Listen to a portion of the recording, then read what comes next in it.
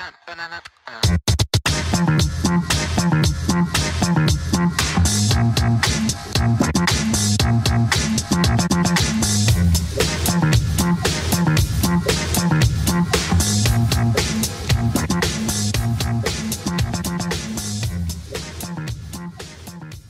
le monde, salut à tous, bienvenue à la taverne.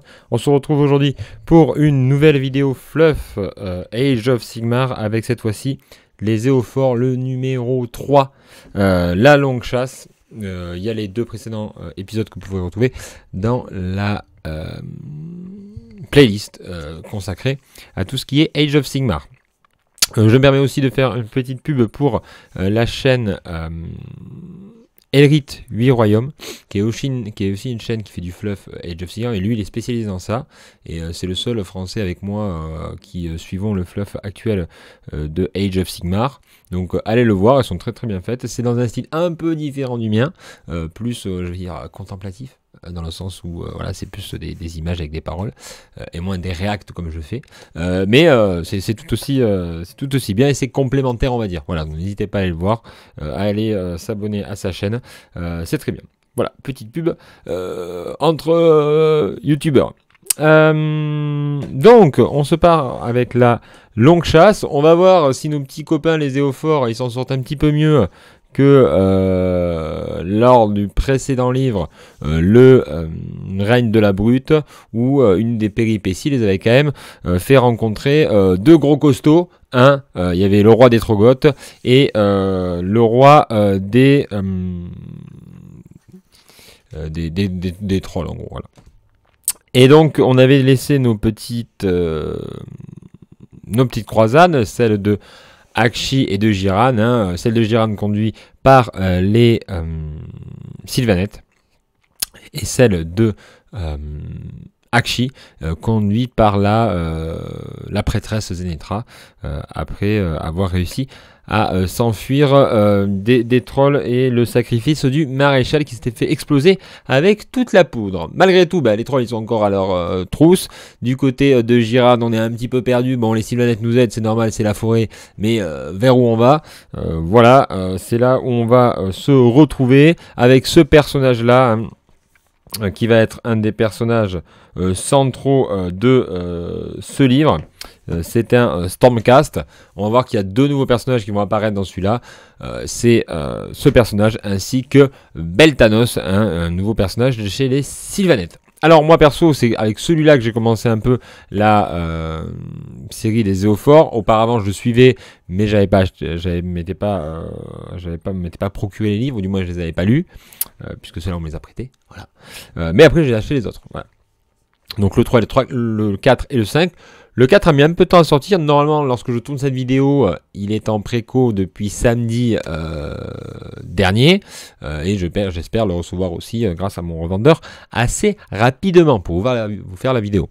Mais entre ce numéro 3 et le numéro 4, il y a eu quand même vachement d'attente, beaucoup plus qu'entre le 2, 3 et 4. Bon, c'est une petite parenthèse. On se retrouve donc directement dans le livre, avec toujours ces images décitées en arrière. Là, on nous retrouve ce petit pendentif de Sigmar qu'on a vu à chaque fois, et le petit point où on en est. Alors moi, pourquoi je me suis intéressé à ce livre-là? Évidemment parce que c'était un livre qui mettait en avant une nouvelle figurine Sylvanette, et je voulais savoir un peu son lore en fait. Parce que moi, quand je joue une figurine, j'aime bien la compétition, mais je suis pas un gros compétiteur, je suis plus un joueur casual, et j'aime bien me faire la petite histoire avec le personnage avec lequel je joue. Et là, il y a un mec qui débarque, j'aimerais savoir un petit peu d'où il sort, quoi. Je suis allé dans ce livre-là. Bon, on n'en sait pas plus, mais au moins, on en sait un petit peu. Voilà. Donc, on va voir ça tout de suite. Donc, comme d'habitude, on nous fait un peu le bilan de où on en est dans l'histoire. Jusque-là, assez classique. Et là, donc là, pareil, classique. Le bilan, on en est où puisque je vous rappelle, à chaque fois dans le livre, on l'a vu. Le petit vert, on est en Jiran. Le petit rouge, on est en Aqshy. Et quand il n'y a rien... c'est qu'on est dans une sorte de bilan où on s'intéresse à un personnage en particulier. Voilà. Donc là, on est en rouge, on est du côté de chez Aqshy. Donc c'est parti. Donc là, jusque là, en fait, la Zénétra, en fait, hein, elle mène tout le monde après la fuite de Brise Trêve. Et elle va rencontrer des Fire Slayer avec des gros dinosaures là, sur des magmadrottes. Et donc, elle se dit, oh, eux, ils vont nous aider quand même avec les gros trucs qu'ils ont là. Ils vont pouvoir un petit peu balayer le terrain.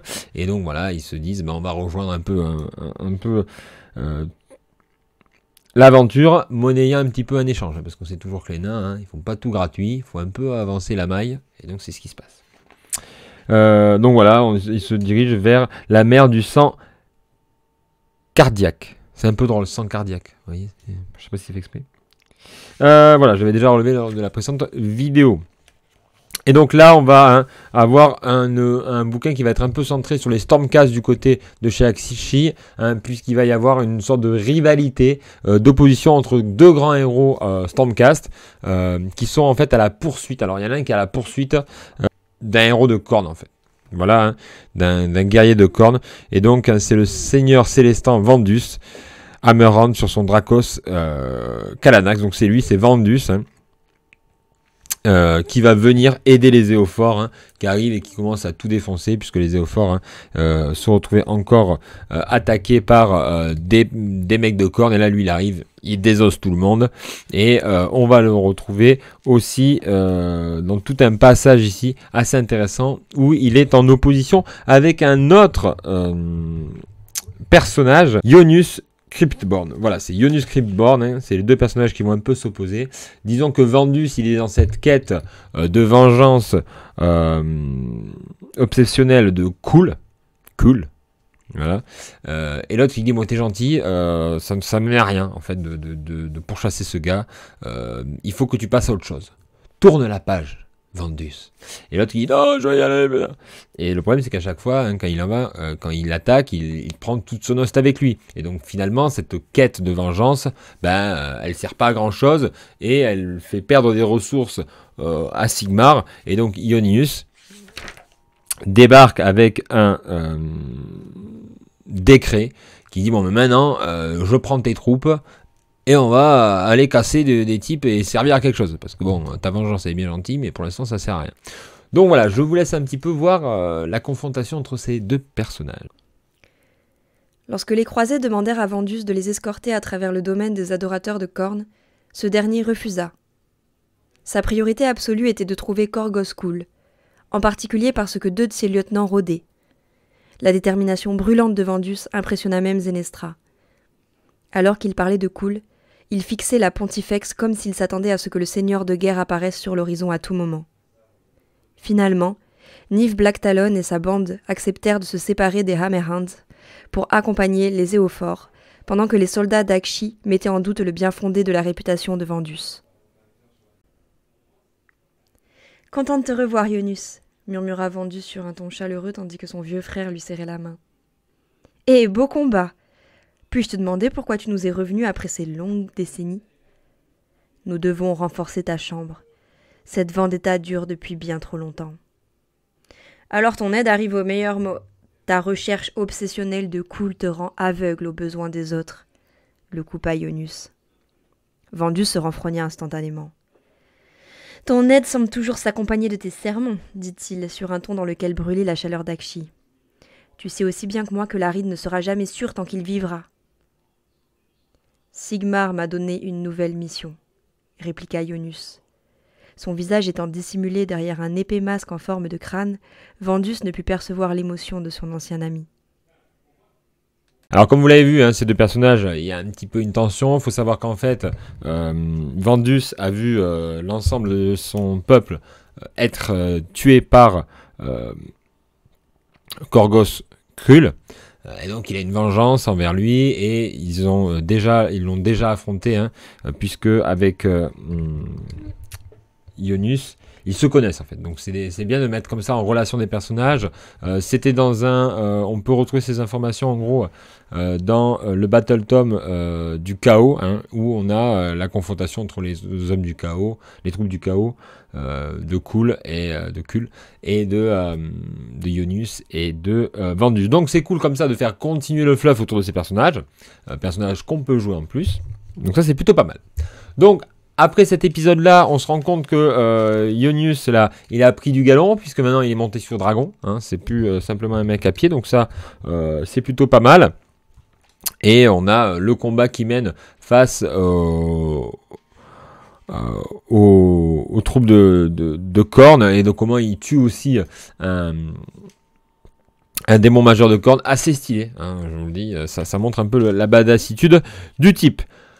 Pendant ce temps-là, pendant cette petite interlude, eh ben, notre croisade elle continue son chemin, mais il y a eu tellement de gens qui sont morts que ça attire un petit peu les Idonettes. Pourquoi les Idonettes? Parce que c'est des chasseurs d'âmes, hein, et donc ils vont venir attaquer la croisade. Bon, alors ils attaquent la croisade, pourquoi? Parce que vous savez que les Idonettes, en termes de fluff, en gros, ils sont toujours en quête d'âme parce que ils ont un problème, eux, pour pouvoir un peu, on va dire, recréer de la population, et donc ils sont comme ça obligés d'aller traquer des âmes, et donc en général ils s'attaquent grâce à une sorte de vague qui va venir sur le territoire chasser. C'est un peu des pirates, c'est une sorte de pirates, hein, des sortes de pirates. Les âmes, c'est quelque chose qui est récurrent dans le fluff de Age of Sigmar, hein, vous le savez. Et donc, bon, eux, ils en sont en quête d'âme. Et donc là, ils attaquent la croisade. Mais ils vont être secourus par Knave Black Talon. Alors, Black Talon, c'est donc une Stormcast féminine. Il y en a plusieurs, hein, dans le fluff de Age of Sigmar, mais elle est particulièrement cool. Sa figurine est particulièrement dynamique. Moi, il y a une nouvelle figurine qui est sortie parce qu'en fait, la figurine, le personnage a vu une série être créée sur Warhammer Plus que je n'ai pas vu, mais qui a l'air assez cool. Et en fait, j'aimais bien le côté dynamique comme ça avec ses deux haches, et je crois qu'ils ont ressorti des figurines de Black Talon pour l'occasion, avec toute une compagnie des petits potes qui sont avec elle, et c'est plutôt sympa. Ça coûte très très cher, mais c'est sympa. Donc, bon, moi j'ai toujours ma figurine individuelle, mais j'aime bien ce personnage. Je trouvais que la figurine que j'avais, elle était vachement dynamique. Et là, donc en gros, elle a rejoint la croisade durant l'arrivée des Stormcast, lorsqu'ils les ont aidés, lorsqu'ils étaient face aux troupes du chaos, et donc elle continue à suivre les troupes de la croisade, et elle va s'opposer à l'arrivée des Idonettes. Elle va même se lancer en duel contre le roi Akhelian, qui mène les troupes des Idonettes, et elle va le désosser. D'ailleurs, je vous laisse voir un peu le combat, comment ça s'est déroulé. Le roi Akhelian se jeta brusquement en avant, forçant Niv à croiser ses haches pour parer le coup. Mais l'attaque était une feinte. Molpir ne mit pas toute sa force dans cette frappe, retenant l'élan de son épée avant de donner un coup de taille maîtrisé à la main droite de Niv. Il l'aurait tranché, si Black Talon n'avait pas rapidement lâché sa hache. Mais, plutôt que de reculer, comme l'espérait son adversaire, elle envoya son poing blessé sur le cou exposé de Molpir pour lui écraser la trachée. L'Idonette tomba à genoux. La canne élégante lame tombant au sol, avant que l'autre hache de Niv ne lui tranche l'épaule pour atteindre son cœur.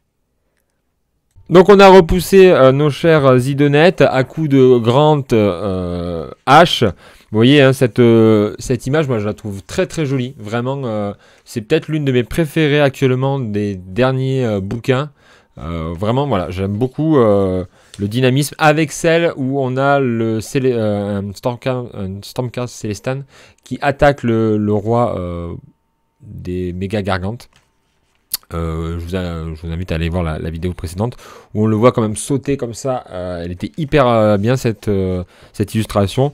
Donc là voilà, vraiment une illustration particulièrement cool. Et donc ils défoncent les Idonettes. Ils leur disent bon ben voilà, hein, ce que vous allez faire, c'est que vous allez nous laisser passer déjà. Ça c'est la première chose. Et deuxième chose, il y a des mecs qui arrivent derrière, qui ressemblent à des trolls et à des gobelins. Vous les désossez, vous prenez leur âme, mais vous ne prenez pas notre âme à nous. Hein, voilà. Parce que normalement les Idonettes, ils sont dans l'ordre, donc ils sont plutôt du côté des gentils. Hein. Et là on leur dit bah, voilà, nous on a des mecs derrière qui nous collent au cul. Si vous pouviez un peu les tuer, ça nous arrangerait. Et les Idonettes disent oui bon d'accord, ok, vu que tu as tué notre roi, on va obéir à ce que tu fais. Voilà, donc une Black Talon assez vénère, assez badass. Son profil dans le Battle Tome Stormcast était complètement nul. Voilà, je vous le dis, elle était complètement nulle à chier. Auparavant, elle était pas mal, mais là, elle était nulle. Alors, est-ce qu'elle a été rebuffée grâce à ce bouquin? Je ne sais pas. Je ne suis pas allé voir si elle avait un nouveau profil. J'irai voir après, mais je suis pas sûr qu'elle soit faux folle. Mais là, en plus, je crois qu'il faut la jouer en groupe, je ne sais pas. Faudra que je regarde. Mais en gros, voilà, c'est ce personnage qui est mis en avant. On va pas se mentir, on se fait un petit peu chier en Aqshy. C'est-à-dire qu'il s'est pas passé grand chose. En gros, la croisade continue, elles sont attaquées par les mecs de Khorne, les Stormcast arrivent, ça se fout un peu dessus, mais voilà, il n'y a pas un énorme changement du côté de chez Aqshy, voilà. Rien de nouveau sous le soleil, c'est plus une péripétie de plus qui a mis en avant certains personnages. D'ailleurs, Zenetra, elle est juste que citée, mais on sent que c'est plus elle qui est au centre de l'intérêt de ce livre, et c'est plutôt les Stormcast. Donc là, on nous fait un peu un descriptif de la branche de la comète sur Aqshy et la légende de Khul, hein, depuis la bataille des portes, un Cargos Khul est devenu un mythe. Hein, voilà, on voit l'importance de ce héros de Khorne et les petites tensions qu'il y a avec les Stormcast. Voilà. Bon voilà, la carte où on en est. On n'a toujours pas trop avancé. Hein. Brise de trêve et là, voilà. On a un petit peu avancé, mais c'est pas ouf. Toujours pareil, il n'y a pas d'échelle, donc on ne peut pas savoir vraiment où on est. Quoi qu'il en soit, partie de croisade pas exceptionnelle. On se retrouve maintenant en Jiran, et là en Jiran, on va avoir l'avancée des troupes d'Ameral Jiran, donc en Jiran, et là on va avoir on va se retrouver avec en fait des ogres, avec cette confrontation avec des ogres. C'est des trackers, hein, donc des éclaireurs avec leurs chiens de guerre qui vont commencer à être à l'avant-garde de l'armée et qui vont comme ça découvrir qu'il y a une bande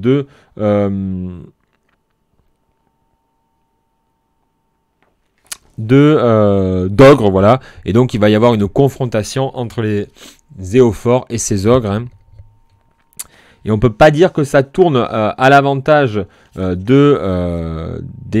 hommes de la cité. Alors, dans cette partie-là du bouquin, on comprend un peu mieux le titre. Hein. La longue chasse. Alors, ça allait bien aussi avec le précédent, le côté qui chasse, cool, etc. Mais là, on sent plus qui est le chasseur, qui est le chassé. Ça c'est plus intéressant dans la partie Jiran, on voit bien le côté forêt avec ses trackers. Voilà, donc là on a cette confrontation.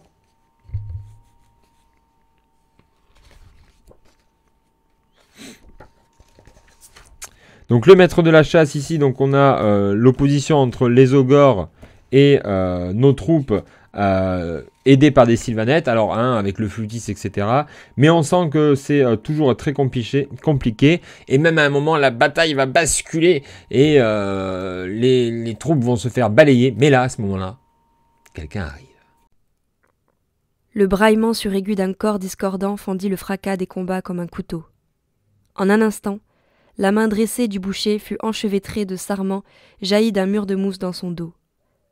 Il força pour se libérer de ses entraves, les muscles obscénément bandés, et l'espace d'un instant il sembla y parvenir, lorsqu'une flèche de bois et de fronce traversa son torse de part en part en crevant son cœur, couvrant la maréchale de sang artériel. Alors, dans un ultime effort titanesque, l'ogre se libéra, seulement pour voir la lame de la maréchale Thoran fendre son œil gauche incrédule. Les arbres grondèrent et s'écartèrent pour baigner la clairière d'un halo vert. Surplombant les combats, se dressait un majestueux grand follet de cornaline, son thorax vrombissant de magie de jade. Un chasseur de Kurnoth le chevauchait, plus gros que tous ceux que la maréchale Thoriane avait vus jusqu'ici. Il était drapé d'une cape végétale faite de bourgeons qui ne cessait d'éclore et portait un magnifique corps d'ivoire. Alors que les ogres donc allaient prendre l'avantage, c'est l'arrivée donc de Beltanos et de son host. Alors c'est vraiment stylé parce qu'il y a son host, et en plus pour nous les joueurs sylvanettes, on nous dit qu'il y a des mecs comme ça à cheval de Kurnoth. C'est plutôt cool, d'un point de vue. Il y avait déjà une bande qui était sortie avec ces sortes de mi-bouquetins, mi-homme, mi-elfe, pardon. Et donc là, on nous dit qu'il y en a aussi qui l'accompagnent, donc on peut espérer peut-être une bande un jour, ou une cavalerie chez les Sylvanettes de ce type-là. Quoi qu'il en soit, Beltanos arrive et ravage complètement l'armée adverse, et c'est lui qui permet donc aux Zéophores de s'en sortir. Donc encore une fois, de l'autre côté, c'était les Stormcast qui arrivaient du ciel pour sauver la croisade, et là, c'est Lost de Beltanos qui arrive et qui sauve la situation. Alors, Beltanos, on va le voir après, il y aura une page qui sera sur lui, on verra un peu plus son fluff. Là, on nous dit juste que c'est quand même quelqu'un d'assez badass, il est sur une sorte d'insecte, c'est un Kurnoth, et qui se lance dans le combat. Voilà, Beltanos portait ses coups autour des frappes indicibles de Bolg, donc voilà, donc à la fin, il gagne, il remporte et il sauve Lost. Et alors là, on va avoir un aspect totalement... je trouve que ça va beaucoup plus en Jiran. La partie Jiran est plus intéressante, puisqu'on va avoir un passage ici sur Alarielle et son conseil.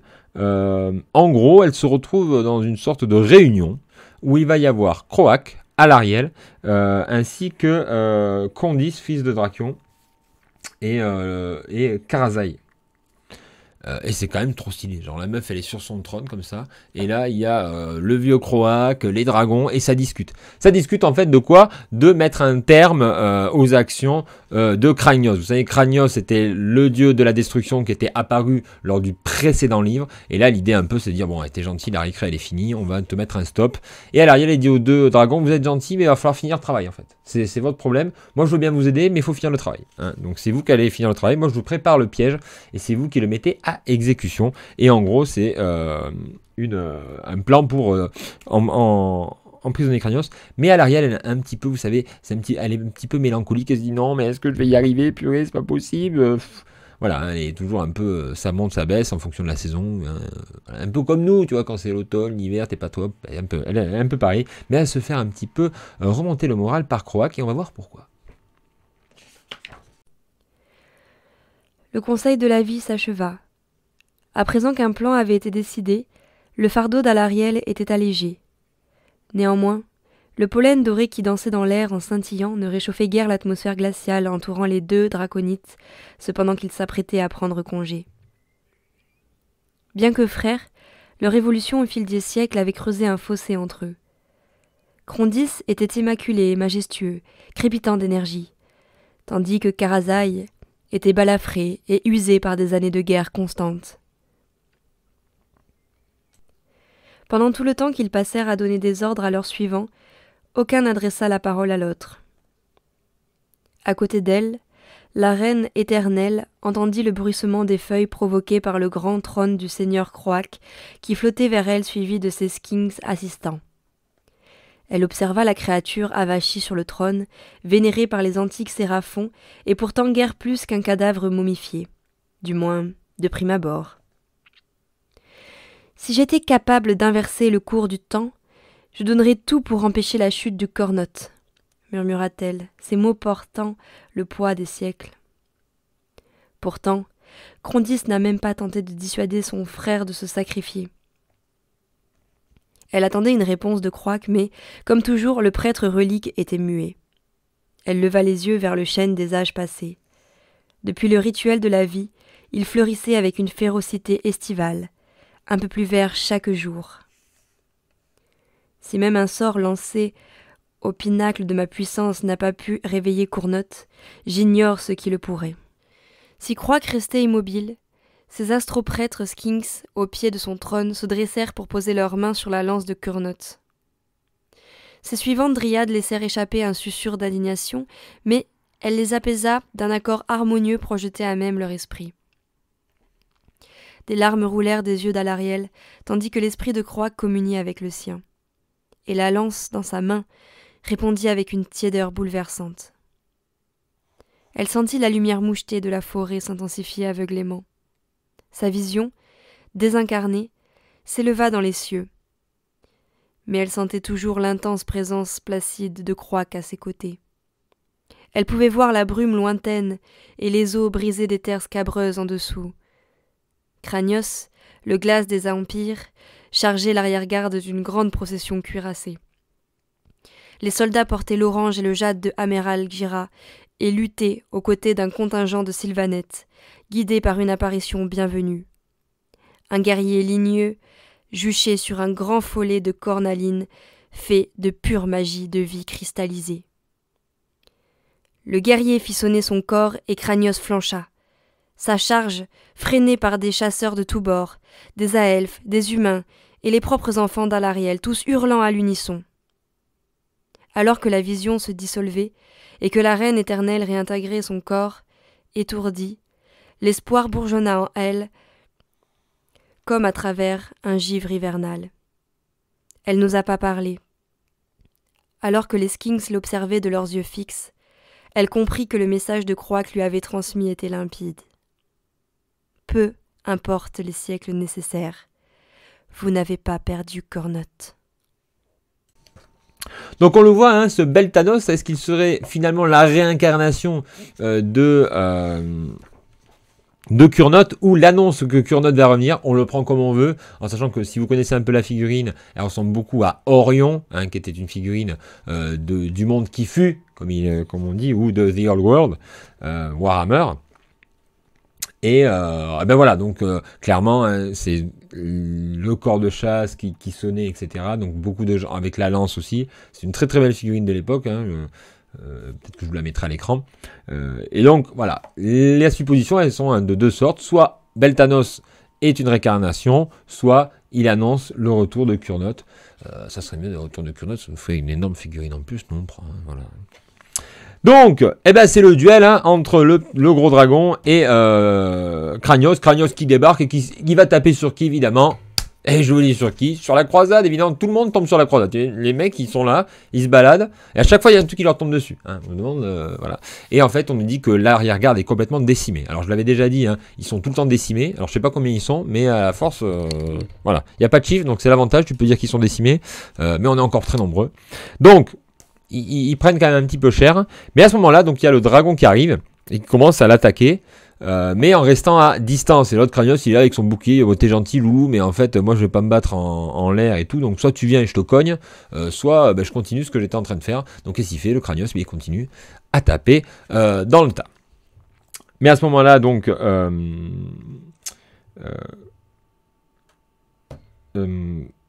Karazai, non, Krondys va aller vraiment au corps à corps, va se rentrer au corps à corps contre lui. À ce moment-là, ça permet aux Zéophores de balancer toute la sauce sur Cranios. Et il sent vraiment qu'il faut que ça va commencer à le gonfler, tout ça. Il commence à péter un câble. Et là, il va commencer à vouloir poursuivre le dragon dans le piège qui a été mis en place par Croak, Alariel et les deux dragons.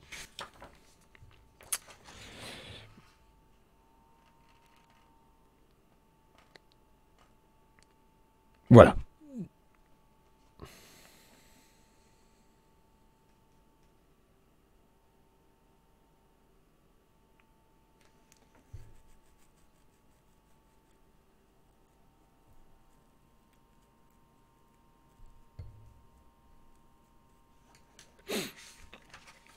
Donc vous voyez, hein, à la fois le piège mis en place, mais aussi hein, le rôle de Karazai, les séraphons qui sont là et qui vont participer au piège, hein, c'est le côté Croak. Et voilà comment ça se finit. Et moi je dois dire que j'étais plutôt assez emballé par ce duel de dragons et de Cranios, là, grand coup de massue et de trucs électriques. Voilà, l'image encore, je trouve que dans ce livre-là, j'ai beaucoup aimé les images, les artworks. Voilà. Alors, il n'y a pas trop un artwork sur Beltanos, c'est un petit peu dommage, on verra après, il y a juste lui avec sa trompette, mais pas lui au combat, on aurait aimé voir un peu comment il combat, hein, parce que sur son truc, comment ça se passe.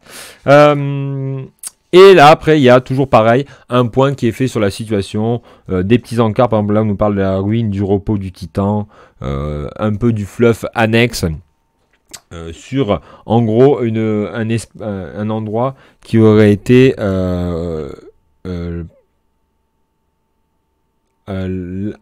un endroit où le peuple de Cranios vivait avant qu'il se fasse décimer par les dragons. Voilà, donc encore une fois, hein, les éophores qui sont une sorte de victimes expiatoires, qui ramassent pour tout le monde, qui se font aider, mais ils sont là, oui, mais on avance quand même et tout. En sachant que voilà, ça avance un petit peu plus, on dirait, à Jiran. Hein. Ils ont fait un petit détour dans la forêt, hein, on sait pourquoi. Et là, ils sont revenus. Gradius, ça n'existe plus. Et donc, ils continuent vers l'encolure, vers le nord hein, de Verdia, vers leur destin. Et donc là, on a 2 pages sur le gardien des âmes égarées, Ionuus Cryptborn et Beltanos. Donc, elles sont quand même beaucoup plus sympas. Alors, elles sont beaucoup moins développées que celles dans des précédents livres, quand c'était sur, par exemple, les émissaires de la peste ou les émissaires, les héros des flèches hitters courtes. Mais je trouve que c'est assez joli cette manière de le présenter par contre.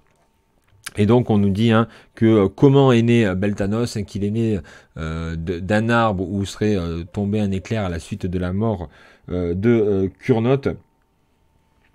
Voilà, pas plus d'informations en disant que c'est un super combattant hein, et que c'est mis en avant. Et par rappel sur Ioenus, où on met hein, ce côté très en symbiose qu'il a avec son dragon et son arme aussi.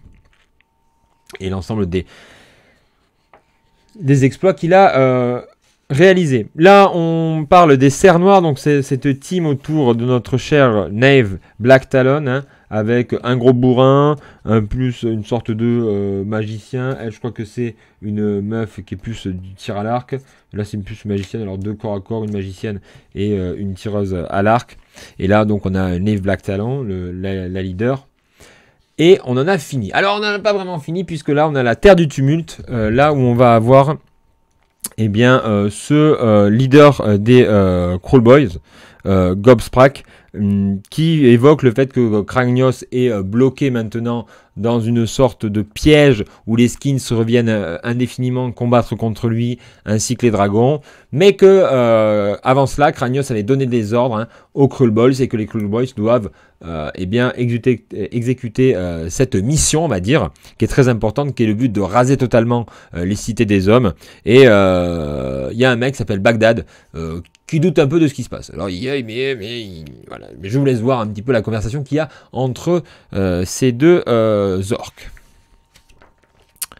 Ensuite ici on a eh bien, différentes points qui sont faits. Alors là ce qui est intéressant ici dans celui-là c'est donc le retour de Ionerus, hein, on nous dit qu'à chaque fois qu'il meurt et qu'il revient, on sent que le mec est pas bien, qu'il est de plus en plus distant, on sait pas ce qui se passe, et donc ça montre que ces réincarnations à répétition, ben, ça les fait un peu dérailler, mais surtout, et moi je ne sais pas, il y a quelque chose qui me fait... Voilà, je vous offre une petite interprétation, pourquoi? Parce qu'on nous dit... Un autre problème, plus prioritaire, se fait jour suite à la bataille. 9 éternels n'ont toujours pas répondu à l'appel. Alors ok, les mecs, ils ont disparu. Nous n'avons pas reçu de nouvelles de leur sujet depuis le Haut Azir, alors même que les ténèbres qui nimbaient le Val ont été chassées par les cieux maudits. Et alors là, on se dit, qu'est-ce qui se passe? Où sont ces 9 qui ont disparu? Qu'est-ce qu'ils vont devenir? Est-ce qu'ils vont être repris par le chaos pour les transformer en une sorte de Stormcast du chaos? Et donc là, ça nous amènerait à avoir des nouvelles unités du côté du chaos. Est-ce qu'ils ont été pris au piège par quelqu'un qui est en train de faire des expériences dessus? Est-ce que les réincarnations ne marchent plus? Mais alors pourquoi elles ne marchent plus? Alors que normalement, ce qu'avait mis en place Be'lakor, ben là ils nous disent que ça ne marchait pas à ce moment-là. Hein, ça a été évacué. Donc il y a un petit doute et là c'est plutôt assez intéressant. Et là après, donc on a un bilan sur les deux avec de ce côté-là... eh bien, cool, qui est mis en avant, hein, puisqu'on voit que Korgros Cool observait les colonnes sigmarites à l'arrêt. Et donc là, on voit le personnage qui était traqué, il était là, il n'était pas loin, hein. Il aurait pu le choper, Vandus peut-être, mais bon, voilà, il décidé autrement. Et du côté de Jiran, on a eh bien la première fois que la... Croisade se retrouve toute seule puisqu'elle ne sera plus accompagnée des Sylvanettes et donc là elle va être en autonomie totale. Qu'est-ce qui va lui arriver hein? Elle se dirige vers le nord, vers ce roi d'un été. Là, qu'est-ce qui va arriver? Je ne sais pas. Voilà en gros la fin de ce bouquin. Assez épais du côté d'Ajiran. Les personnages, je le trouve plus intéressants du côté de Jiran que du côté d'Akshi. Chez Akshi, c'était plutôt des Stormcast, mais des personnages qu'on n'a jamais vus. Alors c'est bien, ça développe le fluff. Mais du côté de Jiran, j'ai trouvé que c'était plus... ça cognait un peu plus. Il y avait des personnages plus hauts en couleur. Il y a eu du Alaria, il y a du Croak, il y a des dinosaures qui sont là. Enfin, les dragons qui sont là. Pas les dinosaures, mais les dragons qui sont là. Il y a du Kragnos quand même. Donc voilà. Chez Jiran, il y a du lourd. Bon, et en plus, il y a l'arrivée de Beltanos. Bon, chez Hachi, c'est moins... Voilà. C'est moins pimpant, on va dire. Voilà. Alors que le précédemment, c'était plutôt l'inverse. Voilà pour la longue chasse. Qui a été le chasseur, qui a été le chassé, qui est le tracker, qui est la proie. Ça alterne tout au long du livre. Moi, c'est peut-être celui que j'ai préféré. En attendant le prochain, on verra bien. Même si j'avais bien aimé le tout premier. Hein. Le deuxième, je le trouve un peu en deçà. Par contre, le troisième, je trouve qu'il remonte un petit peu. Voilà, dites-moi en commentaire ce que vous avez pensé de ce nouvel épisode des Zéophores. La longue chasse, et on se dit à très vite sur la taverne. Allez, ciao.